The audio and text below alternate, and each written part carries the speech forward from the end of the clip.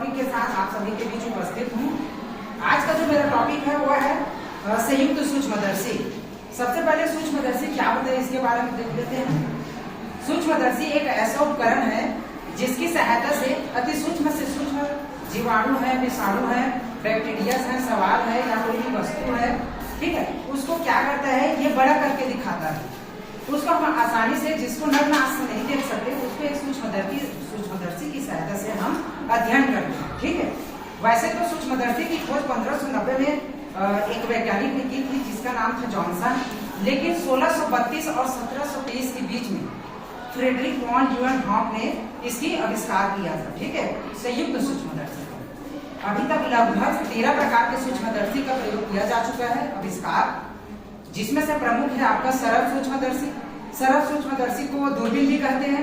उसके बाद है आपका विच्छेदन सूक्ष्मदर्शी, कंपाउंड माइक्रोस्कोप, आपका पराबाग्नि सूक्ष्मदर्शी है, द्विनेत्र सूक्ष्मदर्शी है, फ्रेम सार्थ सूक्ष्मदर्शी है, और आपके इलेक्ट्रॉनिक सूक्ष्मदर्शी है, ठीक है, परमाणु सूक्ष्मदर्शी है, घर्षण पर सूक्ष्मदर्शी है। ऐसे बहुत सारे सूक्ष्मदर्शी का आविष्कार किया जा चुका है, जिनमें से मुख्यतः अधिकांशतः पांच सूक्ष्मदर्शी का प्रयोग ज्यादातर किया जाता है, जिनमें से आपके हैं सरल सूक्ष्मदर्शी, संयुक्त सूक्ष्मदर्शी, विच्छेदन सूक्ष्मदर्शी, द्विनेत्र सूक्ष्मदर्शी और आपका इलेक्ट्रॉनिक सूक्ष्मदर्शी। इन पांचों सूक्ष्मदर्शी का विद्यालयों में और महाविद्यालयों में बहुधा प्रयोग किया जाता है। इन सूक्ष्मदर्शी का प्रयोग अभी मैं जो सूक्ष्मदर्शी आप सभी को दिखाना चाहता हूँ ये है माइक्रोस्कोप, संयुक्त माइक्रोस्कोप, संयुक्त सूक्ष्मदर्शी है, जिसको इंग्लिश में कंपाउंड माइक्रोस्कोप कहते हैं। मैं इसके आज तमाम पार्ट्स की जानकारी, उसके बाद इसका महत्व, यूजेस कैसे हैं, इसके बारे में आप सबको जानकारी प्रोवाइड कराऊंगा। और इन पांचों सूक्ष्मदर्शी में इलेक्ट्रॉन सूक्ष्मदर्शी, संयुक्त सूक्ष्मदर्शी, सरल सूक्ष्मदर्शी, द्विनेत्र सूक्ष्मदर्शी और आपका विच्छेदन सूक्ष्मदर्शी, इन सभी सूक्ष्मदर्शी में से संयुक्त सूक्ष्मदर्शी का सबसे ज्यादा प्रयोग किया जाता है। अभी हमारे महाविद्यालय में संयुक्त सूक्ष्मदर्शी अवेलेबल है, इसको नहीं बोलते हैं संयुक्त सूक्ष्मदर्शी। तो आइए इसके बारे में अध्ययन करते हैं। सबसे पहले आप सभी को सूक्ष्मदर्शी का मैं पार्ट्स दिखा देता हूँ। एक बार इस सूक्ष्मदर्शी को आप अच्छे से देख लीजिए। देखिए सबसे पहले आता है इसका बेस और फुट। पार्ट्स की जानकारी में सबसे पहले आता है बेस और फुट। ये वाला जो आपको पार्ट्स दिख रहा है, ये वाला जो घोड़े के नाम की भांति दिखाई देता है, ठीक है, यू के आकार का, जो कि धातु का बना होता है, इसको बोलते हैं बेस और फुट, आधार या पात बोलते हैं हिंदी में। ये क्या करता है, आधार या पात का मुख्य कार्य क्या रहता है, अपने ऊपर बहुत सारी चीजों को सधाए रखना, टिकाए रखना। आधार या पात का बहुत बड़ा कारण उपयोग है। जैसे कि हम अपने पैरों के बल पे खड़ा रहते हैं, ठीक है, उसी प्रकार से ये जो सूक्ष्मदर्शी है ये अपने पैरों के बल पर खड़ा होता है, इसको बोलते हैं बेस और फुट। बेस और फुट के ऊपर जैसे हम आते हैं हमें एक स्तंभ दिखाई देता है, ये वाला भाग पिलर कहलाता है। ये क्या होता है, ये जो बेस और फुट है ना, इस पर यह सधा रहता है, ये वाला भाग, इसको बोलते हैं पिलर। पिलर अर्थात हिंदी में स्तंभ बोला जाता है। स्तंभ के ऊपर में ये जो आपको सी आकार का दिखाई दे रहा है, इसको बोलते हैं आर्म। आर्म को हिंदी में भुजा बोलते हैं। भुजा का क्या कार्य होता है, मजबूती प्रदान करना। जैसे मैं अभी लाया सूक्ष्मदर्शी को वहां लैब से, तो किसको पकड़ के लाया, आर्म और इधर बेस को। हमेशा आपका ये जो आपका हैंड है ये नीचे की तरफ होना चाहिए, आपका जो मेन हैंड है ये आपके आर्म पे होना चाहिए, ठीक है, जिससे हम इसको एक स्थान से दूसरे स्थान तक ले जा सकते हैं, इसलिए इसको आर्म कहते हैं, ठीक है। हम शीर्ष के ऊपर बढ़ रहे हैं, हम घटते से बढ़ते क्रम की ओर जा रहे हैं, ठीक है, नीचे से ऊपर की तरफ। आपका पहला हो गया आधार पात, ठीक है, जिसको बेस और फुट बोलते हैं। आपका पिलर वाला भाग हो गया। उसके बाद आपका ये वाला सी के आकार में जो दिख रहा है इसको बोलते हैं आर्म, भुजा, मजबूती प्रदान करता है, ठीक है। इसमें किसी को डाउट, सब समझ में आ रहा है ना। अब आ जाते हैं इसके ठीक ऊपर, ये वाला आपका कहलाता है आई पीस अर्थात आई नेत्र लेंस, ठीक है। आपका जो नेत्र लेंस है ये हमारे पास जो लेंस है ये 10x का है, ये कहीं पर 5x का भी होता है, 15x का भी होता है, ठीक है। ये आपका हो गया आई पीस के जैसे ही हम नीचे आते हैं, ये वाला आपका जो हिस्सा कहलाता है ड्रॉ ट्यूब कहलाता है। ड्रॉ ट्यूब जो है बॉडी ट्यूब से और आई पीस के मध्य पाया जाता है। ये प्रकाश को क्या करता है, ऊपर की तरफ संचालित करने का कार्य करता है ड्रॉ ट्यूब, ठीक है। उसके बाद आ जाते हैं ये वाला आपका जो भाग कहलाता है, ये जो मोटा का खोखली नली जो दिख रही है इसको बोलते हैं बॉडी ट्यूब।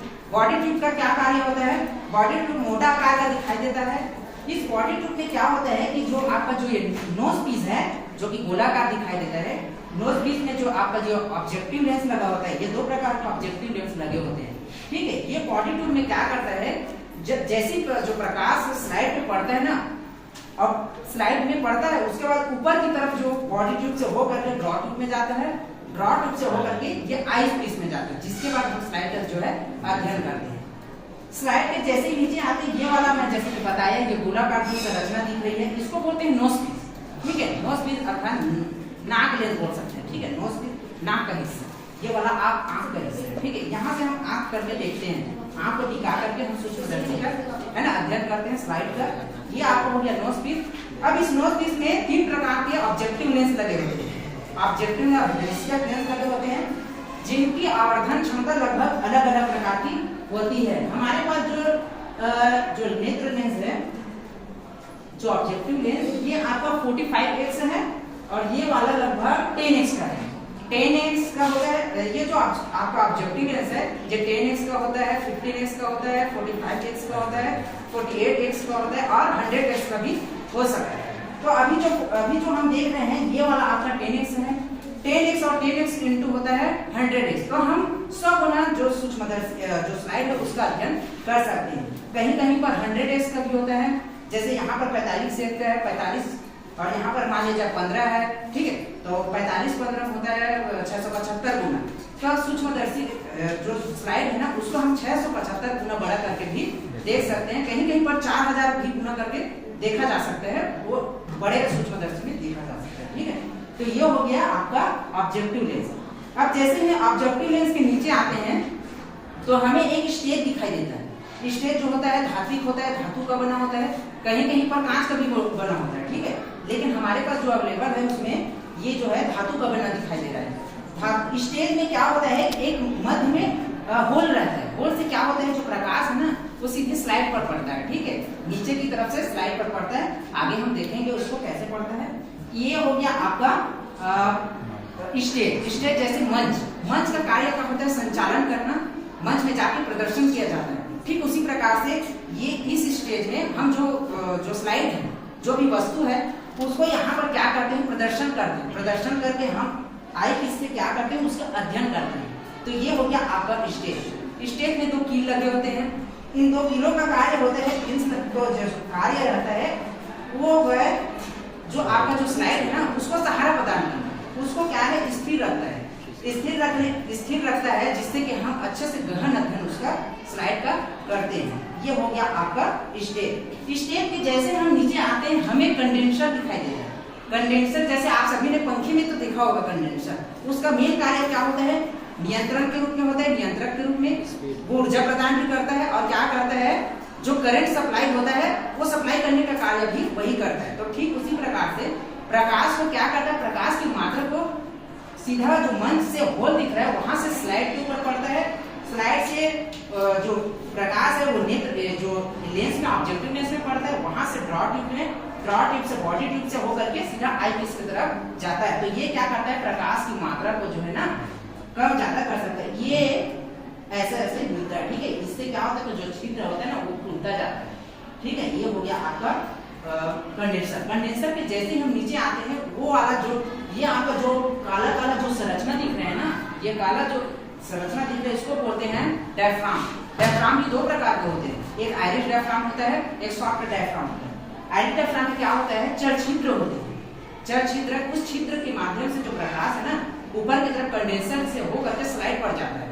ये हो गया आपका आयरिश डायफ्राम। उसके बाद जो सॉफ्ट डायफ्राम में बोल रहा हूँ, उसमें क्या होता है, चर प्लेट लगे होते हैं। वो चर प्लेट से वो प्रकाश की जो मात्रा होती है उसको नियंत्रण करने का कार्य करता है। कितनी मात्रा में हमें स्लाइड का अध्ययन करना है, कितनी मात्रा में स्लाइड को प्रकाश की आवश्यकता है, वो जो है सॉफ्ट डायफ्राम करता है। ये हो गया आपका डायफ्राम। अब जैसे ही डायफ्राम के हम नीचे तरफ आते हैं, हमें जो एक मिरर दिखाई देता है। सबको दिख रहा होगा मिरर दिख रहा है। ये मिरर जो होता है थोड़ा ढीला रहता है। ये क्या होता है कि अपने अक्ष पर घूम सकता है। जैसे कहीं कहीं पर प्रकाश की मात्रा कम होती है तो हम क्या करते हैं, ये सूक्ष्मदर्शी को वहां पर ले जाते हैं और जो ये जो मिरर दिख रहा है उसको ऊपर से नीचे की तरफ करते हैं ताकि हमें समान मात्रा में जितनी हमें प्रकाश की आवश्यकता है वो हमें मिल सके। और ऊपर की तरफ जो प्रकाश को यह आपतित करती है और ये प्रकाश को सीधे यहाँ से लेकर डायफ्राम से लेकर के कंडेंसर तक ले जाते हैं। कंडेंसर क्या करता है, प्रकाश की मात्रा को सीधा ऊपर की तरफ ले जाने का कार्य करता है होल के माध्यम से। अभी होल में क्या है, स्लाइड को हमने स्थापित करके रखे हैं, हमें उसका अध्ययन करना है तो क्या करते हैं, स्लाइड का अध्ययन करते हैं। ठीक है, अब स्लाइड में जैसे प्रकाश पड़ता है वो सीधे ऊपर की तरफ जाता है। इस नेत्र लेंस ये ऑब्जेक्टिव लेंस से सीधा बॉडी ट्यूब में जाता है, बॉडी ट्यूब से ड्रॉ ट्यूब में जाता है और ड्रॉ ट्यूब से सीधा आई पीस में, जिससे हम क्या है इसका अध्ययन करते हैं। तो ये हो गया आपका मिरर, ये हो गया नीचे से ऊपर की तरफ, नीचे से शीर्ष की तरफ। ठीक है, अब जैसे ही अब हम मध्य वाले में देख लेते हैं क्या होता है कि बॉडी ट्यूब से लगा दो इसको क्या बोलते हैं, नोब्स होते हैं, इसको बोलते हैं कोर्स एडजस्टमेंट नॉब। ठीक है, इससे क्या करते हैं कि ये जो आपका बॉडी ट्यूब है, हम जैसे स्लाइड को इसमें रखते हैं ना तो हमें देखने के लिए हम अपने देखने को अकॉर्डिंग क्या करते हैं, इसको बॉडी ट्यूब को ऊपर से नीचे की तरफ करते हैं। ये अपने अक्ष से ऊपर अप डाउन होता रहता है। ये एडजस्टमेंट मतलब इसको हम अपने सहारे क्या करते हैं, एडजस्ट करते हैं अपने देखने के मुताबिक। ये हो गया आपका कोर्स एडजस्टमेंट नोब। उसके बाद आ जाती है ये आपका जो काला काला छोटा छोटा नोब दिख रहा है, इसको बोलते हैं फाइन एडजस्टमेंट नोब। ये क्या करता है, अगर स्लाइड जो है धुंधला दिखाई देता है, कभी कभी होता है कि हम जो स्लाइड बनाए रहते हैं वो हमें धुंधला दिखाई देता है, एकदम क्लीन नहीं दिखाई देता, तो उससे क्या करते हैं, इसको फाइन एडजस्टमेंट के रूप में हम इसको क्या करते हैं, क्लियर करने का प्रयास करते हैं और जैसे ही क्लीन होता है हम उसका गहन अध्ययन करते हैं। ये आपका हो गया फाइन एडजस्टमेंट नोब। इसके बाद ये वाला जो आपका पीस दिख रहा है इसको बोलते हैं स्क्रू बोलते हैं, इसको जिसको बोलते हैं वेंट्रिकुलर जॉइंट। जॉइंट का अर्थ होता है जोड़ना। आप सभी ने देखा होगा, आप सभी के यहाँ बोर होगा, पाइप होगा, दो पाइपों को एक जॉइंट क्या करके जोड़े रखता है। ठीक उसी प्रकार से ये जो आपका आर्म है सीधा स्तंभ से क्या हुआ है, जुड़ा हुआ है। और किसके सहारे जुड़ा है, इस वेंट्रिकुलर जॉइंट की मदद से हम क्या करते हैं, अगर हमें देखना होता है हम इसको इस प्रकार से देख सकते हैं। ठीक है, हम अपने एडजस्टमेंट से इसको देख सकते हैं। जॉइंट का क्या कार्य होता है आप सभी ने देख लिया होगा। ये क्या कर रहा है, ऊपर के नीचे तरफ थोड़ा सा हम इसको एडजस्ट करके हम देख सकते हैं, क्योंकि कभी कभी ऐसा होता है कि हमें कुर्सी चेयर वगैरह नहीं रहती है तो हम ऐसे खड़ा होकर देखते हैं। अगर आपके पास कुर्सी का माध्यम हो तो आप उसमें बैठ करके कुछ इस प्रकार से आप इसका गहन अध्ययन कर सकते हैं। ठीक है, ये हो गया इसका जॉइंट। इसके बाद ये तो पूरा मैं इसके पार्ट्स की जानकारी आप सभी को दिया हूँ। ठीक है, अब इसका महत्व देख लेते हैं। महत्व क्या है, इसका महत्व ये है, पहले सूक्ष्मदर्शी नहीं हुआ करते थे, जिससे ब्लड सैंपल में सबसे ज्यादा क्या होती है, किसी को अपने ब्लड सैंपल पहले जमाने में पता नहीं रहता था। ठीक है, लेकिन अब सूक्ष्मदर्शी की सहायता से ब्लड सैंपल हो चाहे कोई भी बीमारियां हो, इसके तहत हम उसका पता लगा सकते हैं। जैसे आप सभी ने देखा होगा, आप सभी तो सीआईडी देखते होंगे। ठीक है, उसमें कभी भी फॉरेंसिक जो लैब में साड़ुके होते हैं, है ना, जो भी डॉक्टर्स होते हैं, वो कभी भी ऐसा नहीं होगा कोई एक दिन जो सूक्ष्मदर्शी का प्रयोग नहीं करते होंगे। वो मुख्यतः दो सूक्ष्मदर्शी का प्रयोग करते हैं। एक इलेक्ट्रॉनिक सूक्ष्मदर्शी जिसमें क्या प्रकाश की मात्रा नहीं होती, प्राकृतिक प्रकाश, उसमें क्या कृत्रिम प्रकाश की मात्रा की आवश्यकता होती है। ठीक है, इलेक्ट्रॉनिक सूक्ष्मदर्शी में ये आपका सूक्ष्मदर्शी है संयुक्त सूक्ष्मदर्शी। इसमें क्या होता है, आप जो प्रकाश है वो सीधा इस पर पड़ता है। और हाँ, एक चीज मैं बताना भूल गया, संयुक्त सूक्ष्मदर्शी के सहारा क्यों लिया जाता है किसी भी चीज को देखने के लिए, स्लाइड का अध्ययन करने के लिए संयुक्त सूक्ष्मदर्शी का सहारा इसलिए लिया जाता है क्योंकि इसमें किसी वस्तु को देखने के लिए एक से अधिक लेंसों का प्रयोग किया जाता है। ठीक है, इसलिए इसको संयुक्त सूक्ष्मदर्शी कहते हैं और इसका सहारा ज्यादातर लिया जाता है। इसमें दो लेंस लगे हैं, कभी कभी तीन लेंस लगे होते हैं, इसमें भी तीन लेंस लगा हुआ था, एक निकल गया है। ठीक है, अपने पास अवेलेबल है, वहां पर है तीन लेंस वाला, कभी जाइएगा तो देखिएगा। तो ये है आपका सूक्ष्मदर्शी का महत्व। यूजेस कैसे करना है, आप सभी ने तो कई बार यूजेस किया होगा, फिर इसे थोड़ा सा बता देता हूँ। जैसे कोई स्लाइड है, ठीक है, अब स्लाइड को हम बड़े सावधानी पूर्वक उसको रखते हैं।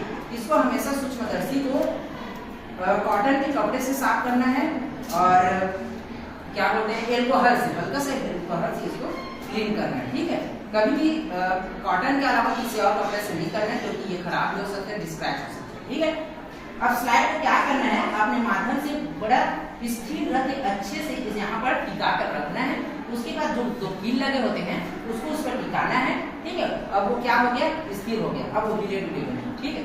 उसके बाद ये स्थिर हो गया, आप उसका गहन अध्ययन कर सकते हैं, ठीक है। जितना अध्ययन करना है आप उसका कर सकते हैं। तो ये है यूजेज, इसके बारे में तमाम जानकारी आप सभी को